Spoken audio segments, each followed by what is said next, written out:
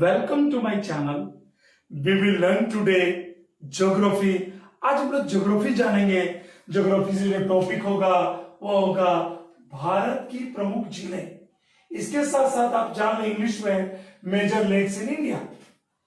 ये जो टॉपिक होगा ये ना केवल आपके कॉम्पिटिटिव एग्जाम के लिए बल्कि आपके एकेडमिक एग्जाम के लिए भी बहुत महत्वपूर्ण होगा। सो वीडियो को स्किप ना करें, पूरा वीडियो देखें और अपने नॉलेज को इंक्रीज करें। अगर आप हमारे चैनल पर नए हैं तो जल्दी से चैनल को सब्सक्राइब कर लें ताकि हर वीडियो का नोटिफिकेशन सबसे पहले आपको मिले।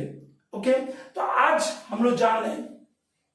आप यहां देख सकते हैं कि पहला नंबर में जो लिखा हुआ है वो लिखा हुआ है विवर्तनिक झीलें यानी टेक्टोनिक लेक। अब ये टेक्टोनिक लेक क्या होता है इसे भी आप जाने। टेक्टोनिक लेक होता क्या है? देखिए, पृथ्वी के नीचे क्या होता है, भूकंपीय हलचल होती है। आप जानते हैं कि पृथ्वी के नीचे जो प्लेट है, आप देखिए यहां मैं दिखा रहा हूं आपको, ये प्लेट है, मान लीजिए ये प्लेट है, ये प्लेट है। अब ये जो प्लेट है, ये जो प्लेट आप यहां देख रहे हैं, इसके नीचे क्या हो रहा है, कंपन हो रहा है, हलचल हो रही है, जिससे कुछ भाग जो है ऊपर की ओर उड़ जाता है और वो किसका निर्माण करता है, झील का। तो आप यहां देख सकते हैं विवर्तनिक झीलें यानी टेक्टोनिक लेक यानी एग्जाम्पल क्या है, कश्मीर की, यहां गौर करें, कश्मीर की बुलर झील, यानी इस पर बहुत बड़ा परियोजना बनाया गया। इसे भी आप गौर करें, गौर करने वाली बात है कि जो तुलबुल परियोजना है वो कश्मीर की बुलर झील पर बनाया गया। यहां से आप अवगत हो गए। हम लोग आगे जान रहे हैं। अब आता है ज्वालामुखीय क्रिया से निर्मित झील, यानी ज्वालामुखी का जो हलचल होता है, ज्वालामुखी का जो हलचल, जैसे मान लीजिए कि ये ज्वालामुखी है, ये ऊपरी भाग इसका क्रेटर है, ठीक है, ये क्रेटर है। अब मान लीजिए ये भाग गड्ढा हो गया, कभी आया होगा ज्वालामुखी, ठीक है, कभी वहां ज्वालामुखी आया होगा और वो कुछ भाग जो है गड्ढा हो गया और वो किसका निर्माण किया, झील का निर्माण किया, ठीक है। महाराष्ट्र का बुल्दाना जिले में जो है लोनार झील, इसे भी आप गौर करें, कौन सा झील, लोनार झील। महाराष्ट्र के बुल्दाना जिले में लोनार झील किसका उदाहरण है, तो वो उदाहरण है, किसका उदाहरण है, ज्वालामुखी क्रिया से निर्मित झील का। इसके बाद आता है लेगुन झील। आप लेगुन शब्द से तो भली भांति परिचित है कि लेगुन शब्द का जन्म कैसे हुआ। देखिए, मैं बताता हूं आपको कि जब महासागर होता है, बड़ा ओशियन होता है, ठीक है, ओशियन का कुछ भाग जो है ना वो कट जाता है और वो किसका निर्माण करता है, तो वह लेगुन का निर्माण करता है, जिसे अनूप झीलें भी कहते हैं। अब मैं यहां पर आपको एक एक करके बताऊंगा कौन कौन सी झीलें जो हैं वो लेगुन का निर्माण करती हैं। आप यहां गौर करें, सबसे पहले स्थान आता है चिल्का झील का। अब यह कहां है, तो यह ओडिशा में। उसके बाद स्थान आता है पुलिकट झील, ये कहां है, ये से भी गौर करें, यह तमिलनाडु में, आप देख रहे हैं यहां पर, ओके। उसके बाद आता है कोलूरू झील, ये आता है आंध्र प्रदेश में, ठीक है। उसके बाद आता है अष्टमुंद्री झील, ये आता है केरल में। आप यहां गौर किए कि ये जो झीलें हैं ये लेगुन के द्वारा निर्मित हुई हैं। लेगुन के बारे में मैंने थोड़ी देर पहले आपको बताया कि जब एक बड़ा सा भाग समुद्र का, सी का या ओशियन का जब कट जाता है तो किसका निर्माण करता है, लेगुन का निर्माण करता है। ओके, आप समझ गए। अब हम लोग चौथे झील के बारे में जानेंगे। देखिए, चौथा झील जो है वहां, यहां पर आप गौर कर सकते हैं, वह हिमानी द्वारा निर्मित झीलें हैं।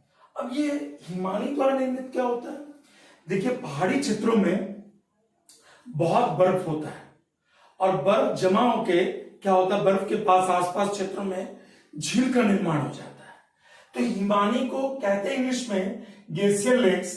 अब ये कहां पर होता है, यहां भी देखिए आप, कुमायूं हिमालय की अधिकांश झीलें, जो कुमायूं हिमालय है, हिमालय का जो ऊपरी भाग है, उस क्षेत्र में जो अधिकांश झीलें हैं उसका एग्जाम्पल मैं बता दे रहा हूं आपको। राकस ताल, यहां गौर करें, राकस ताल, नैनीताल और भीमताल इसके उदाहरण है। किसके उदाहरण है?